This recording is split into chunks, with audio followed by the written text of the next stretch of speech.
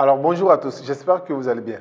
Aujourd'hui, je vais vous parler de deux notions très importantes dans le domaine de l'investissement, dans le domaine de l'éducation financière, afin de vous aider à mieux comprendre où est-ce que vous vous situez aujourd'hui, où est-ce que vous voulez aller et comment quitter l'état des difficultés financières pour vous retrouver un jour dans l'état de la liberté financière. Pour ça, vous devez développer beaucoup de notions en matière d'éducation financière.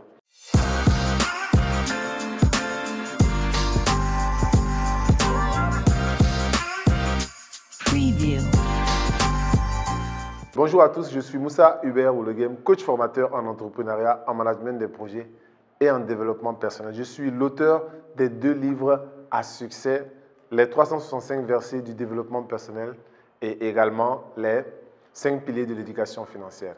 Eh bien, comme je vous le disais, aujourd'hui, nous allons parler de ces deux notions-là, l'investissement actif et l'investissement passif. Ces deux types d'investissement sont parfois confondus. Les gens disent investissement. Donc, vous voyez, de façon familiale, on dit toujours investissement, investissement. Mais il faut savoir de quel investissement il s'agit en fonction de votre position, en fonction du domaine dans lequel vous êtes, en fonction de ce que vous investissez réellement. Donc, la première notion qu'il faut connaître, c'est ce qu'on appelle l'investissement actif. L'investissement actif, c'est quoi? C'est tout investissement dans lequel vous fournissez un effort. Qu'est-ce que cela veut dire? Ça veut dire quoi? Si vous utilisez vous-même votre effort, votre corps, votre temps, la ressource humaine pour pouvoir participer dans quelque chose, c'est un investissement actif. Vous pouvez mettre votre argent dedans. Bien sûr, je prends un exemple. Si je crée mon entreprise et que c'est moi-même qui dirige mon entreprise, c'est un investissement actif. Si chaque matin, je me lève pour aller voir ce qui se passe, c'est-à-dire tant que j'utilise mon temps, tant que je mets mon corps, tant que je mets mon intelligence au fonctionnement journalier d'une activité, c'est un investissement actif, même si j'ai mis de l'argent, beaucoup d'argent dedans. Donc, l'investissement actif par ricochet, on peut dire simplement que c'est votre travail. Donc, dès que vous avez un travail, que ce soit votre propre entreprise à vous ou l'entreprise de quelqu'un, c'est un investissement. Parce que l'investissement peut être le temps, ça peut être de l'argent, ça peut être du matériel, ainsi de suite. Tout ça, ce sont des investissements. Mais une fois que vous y fournissez un effort intellectuel ou physique, vous y travaillez. Donc, c'est ça l'investissement actif.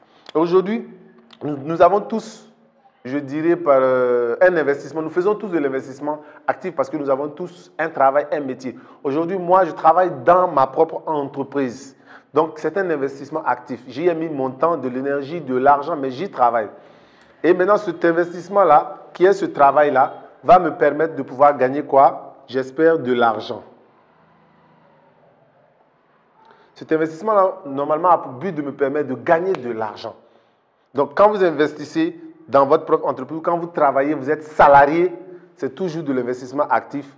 Vous travaillez et vous gagnez de l'argent. Et c'est cet argent-là que vous allez utiliser pour faire ce qu'on appelle de l'investissement passif.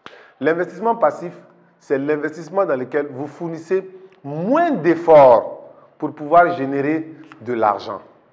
Bon, l'argent sera là. Voilà, vous fournissez moins d'efforts. OK? Ça veut dire quoi? Je prends un exemple. Si vous construisez une maison, vous gagnez beaucoup d'argent dans votre investissement actif, dans votre travail, votre salaire ou vos revenus, et que vous gagnez de l'argent, que vous épargnez pour pouvoir investir passivement. L'investissement passif, c'est quoi? Si vous construisez une maison, par exemple, dans une maison, vous n'avez pas besoin d'être là tous les jours. La maison a juste besoin d'exister. Et à la fin du mois, vous venez simplement prendre les frais de location. Donc, l'effort que vous fournissez là-bas est très minime.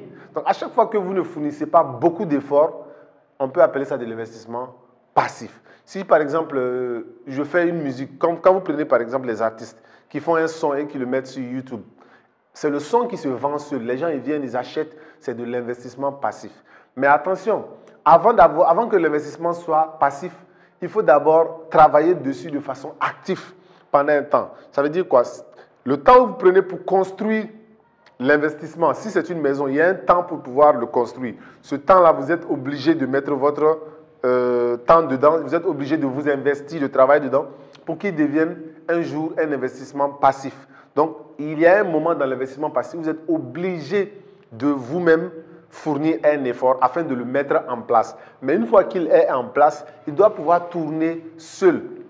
Seul mais vous devez peut-être fournir très peu d'efforts ou vous devez passer très peu de temps pour pouvoir réellement bénéficier de ces avantages-là. Donc, dans l'investissement passif, c'est beaucoup plus l'investissement qui travaille. Donc, on a le travail, toujours, parce qu'il n'y a pas d'argent sans travail, mais c'est le travail de l'investissement.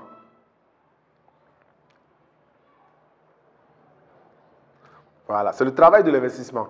Et la différence, c'est quoi? C'est que beaucoup de pauvres n'ont que des investissements actifs. Ce qui fait que lorsqu'ils ne partent pas travailler, tout s'arrête. Vous pouvez avoir une entreprise, mais si lorsque vous n'êtes pas là, l'entreprise s'arrête de travailler, ça veut dire que votre entreprise est un investissement actif s'il n'y a pas de travail de votre effort. Ici, parce qu'il s'agit du travail de l'effort. C'est-à-dire votre propre effort, il n'y a pas d'argent. Tandis que l'investissement passif, ce n'est pas vous qui travaillez, c'est l'investissement qui travaille. Donc, même si vous êtes absent, elle peut continuer à générer quoi? De l'argent. Donc, beaucoup de riches, beaucoup de personnes qui s'en sortent financièrement font en sorte d'avoir beaucoup d'investissements passifs. Donc, à chaque fois qu'ils travaillent, qu'ils gagnent de l'argent, ils investissent ça dans l'investissement passif. Dans l'investissement. Souvent, l'investissement passif, le problème de l'investissement passif, c'est que la plupart du temps, ça exige beaucoup d'argent pour mettre un système en place, pour le faire tourner seul.